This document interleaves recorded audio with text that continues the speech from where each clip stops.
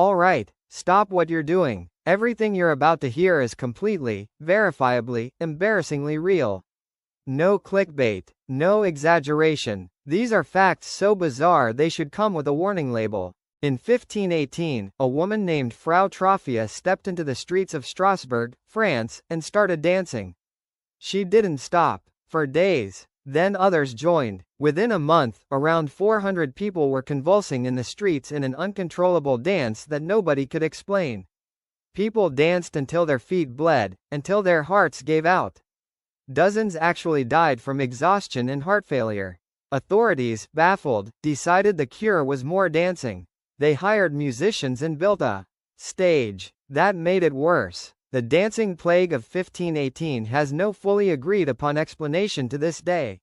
Some say mass hysteria, some say ergot poisoning from contaminated bread, a fungus that causes hallucinations and muscle spasms. Some just say, the 16th century was a very different time. Whatever it was real. And it was absolutely terrifying. In ancient Rome, if a building contractor built a house and it collapsed and killed the owner, the contractor would be executed. If it killed the owner's son, the contractor's son would be executed instead. Justice, Roman style, personal, brutal, and deeply transactional. The Code of Hammurabi had similar rules even earlier, around 1754 BC. An eye for an eye wasn't just a metaphor. It was literally policy. King Charles II of Spain, the last Habsburg ruler, was so severely inbred that scientists calculated his inbreeding coefficient to be higher than that of a child born from a brother and sister. His family had been marrying cousins and relatives for generations to keep the royal bloodline pure, and the result was catastrophic. He couldn't chew properly because his jaw was too large for his mouth.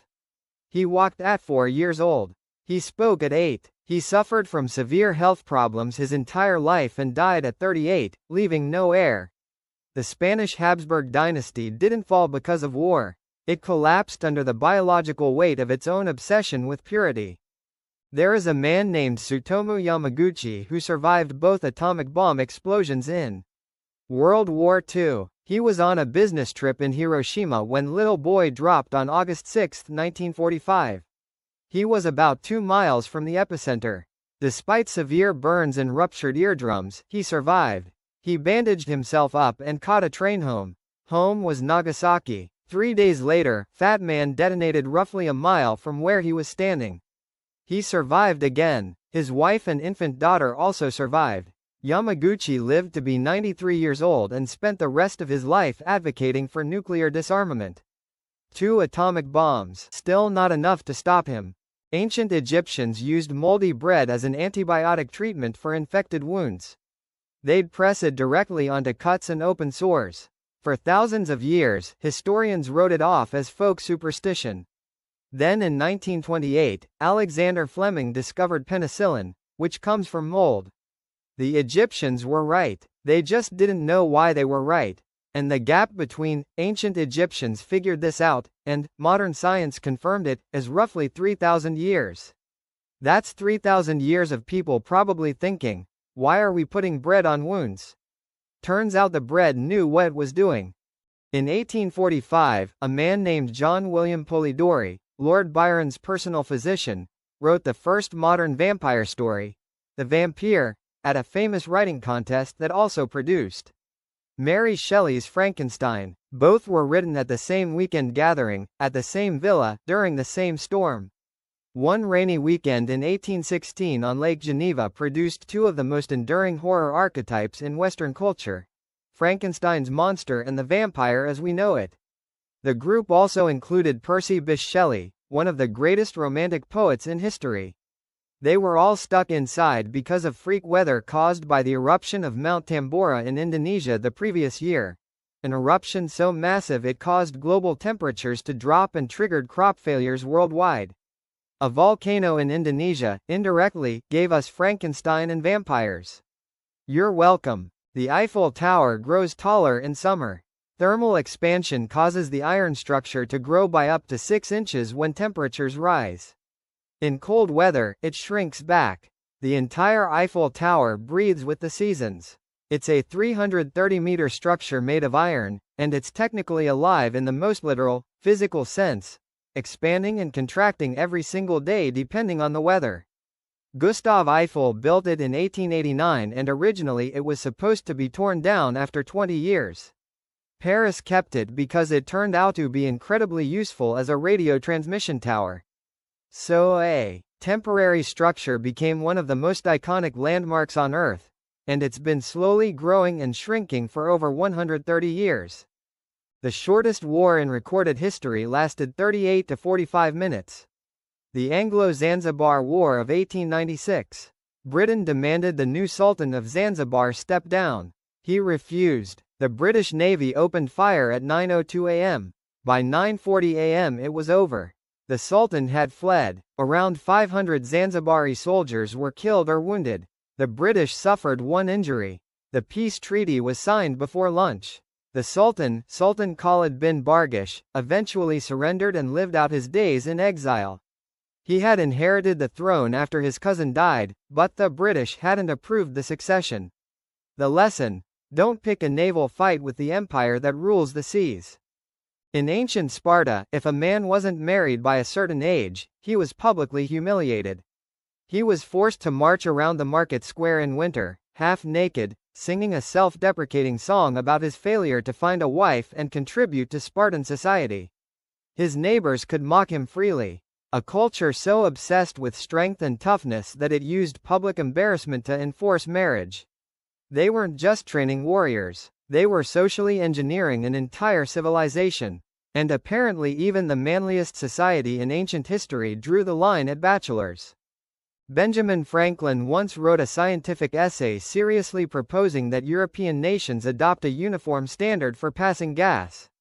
He argued, with complete sincerity and detailed scientific reasoning, that if perfumed pills or dietary treatments could make flatulence smell pleasant, it would represent one of the greatest social advances in human history. The title of the essay, Fart Proudly. Franklin sent it to the Royal Academy of Brussels as a satirical response to their overly academic call for research proposals.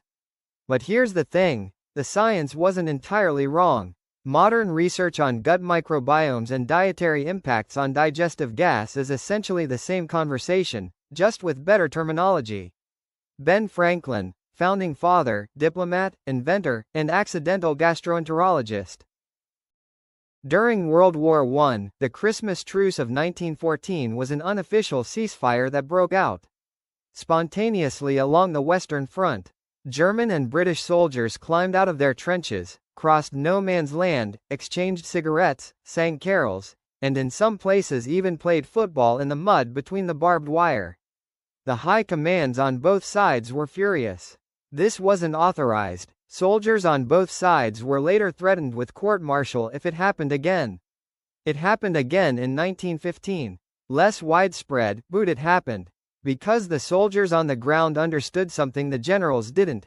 The enemy was also just a man, cold, scared, and far from home. The Soviet Union and Japan never officially signed a peace treaty ending World War II.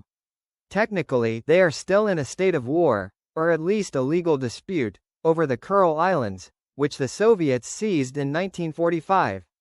As of today, nearly 80 years after the war ended, Russia and Japan still have not signed a formal peace treaty. They've come close multiple times. It has never quite happened. The war, for these two nations, exists in a kind of bureaucratic purgatory. There's no fighting. There's no peace. There's just disagreement, endlessly carried forward through diplomatic channels. In 1967, Nigeria and Biafra briefly halted their brutal civil war so that both sides could watch Pele play soccer. He was touring West Africa with his club Santos. A 48-hour ceasefire was reportedly arranged specifically so soldiers on both sides could watch the greatest footballer alive perform. Nobody got this confirmed entirely by official records. Some historians debate the details. But the story, even if partly legend, says everything about what Pele meant to the world. Peace, briefly, for football. The U.S. military once seriously considered detonating a nuclear bomb on the moon. The project, codenamed Project A-119, was developed in the late 1950s during the height of the space race. The goal was simple: make a big explosion visible from Earth, demonstrate American power, and boost morale after the Soviets launched Sputnik. They abandoned the plan, partly because of the sheer technical difficulty, partly because they realized detonating a nuclear weapon on the Moon might permanently contaminate the only natural satellite Earth has. One of the scientists assigned to calculate the blast radius was a young Carl Sagan, who later became the most famous science communicator of the 20th century. During the Napoleonic Wars, a British warship was wrecked off the coast of Hartlepool, England. The only survivor was the ship's mascot, a monkey dressed in a military uniform. The locals, who had never seen a Frenchman and assumed the monkey was one, reportedly tried and convicted it of spying. The monkey was hanged. The story is disputed and possibly exaggerated over centuries of retelling. But the people of Hartlepool have embraced it so thoroughly that their soccer team is nicknamed the Monkey Hangers, and they've elected a man dressed in a monkey suit as their local mayor, twice. Ancient Carthage and Rome fought 3 wars over roughly 120 years, known as the Punic Wars. The last one ended in 146 BC when Rome razed Carthage completely, killed most of its inhabitants, and enslaved the rest. The city was so thoroughly destroyed that for centuries historians repeated the claim that Rome salted the earth to make it permanently barren. That part about the saltus almost certainly a myth added centuries later. But the destruction was so total that modern archaeologists still debate the exact location of ancient Carthage's city center. Rome didn't just defeat Carthage, it erased it so completely that we can barely find it. In 1939, during the Winter War between Finland and the Soviet Union, Finnish soldiers improvised a devastating anti-tank weapon using glass bottles filled with flammable liquid. When Soviet propaganda mockingly claimed that what they were dropping on Finnish cities wasn't bombs but food aid for the starving Finns, the Finns named their bottle bombs in honor of Soviet Foreign Minister Vyacheslav Molotov, the Molotov cocktail. A gift to go with his breadbaskets. The cocktail that now carries his name was literally invented as a joke at his expense. The Battle of Karansebes, 1788, the Austrian army, marching against the Ottomans, managed to completely defeat itself. A unit of hussars bought schnapps from local vendors. When infantry units arrived and demanded alcohol, an argument broke out. Someone fired a shot by accident. Panic spread. Soldiers screamed there were Turks in the woods. The entire Austrian army of tens of thousands of men attacked each other in the dark for hours. By morning, roughly 10,000 Austrian soldiers were dead or injured. The Ottoman army arrived 2 days later to find the Austrians had already retreated. They won a battle without fighting it, because their enemy's biggest threat was themselves. During World War II, the British Special Operations executives seriously considered parachuting bags of poisonous snakes into Germany to demoralize the civilian population. The idea made it to formal proposal stage before being rejected on the grounds that it was both impractical and likely to violate various international conventions. Another proposal: flood Germany with counterfeit currency. That one they actually did.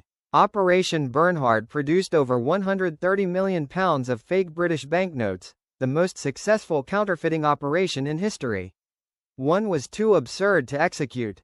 The other was too useful not to. At the Battle of Thermopylae, the famous 300 Spartans weren't actually 300 men.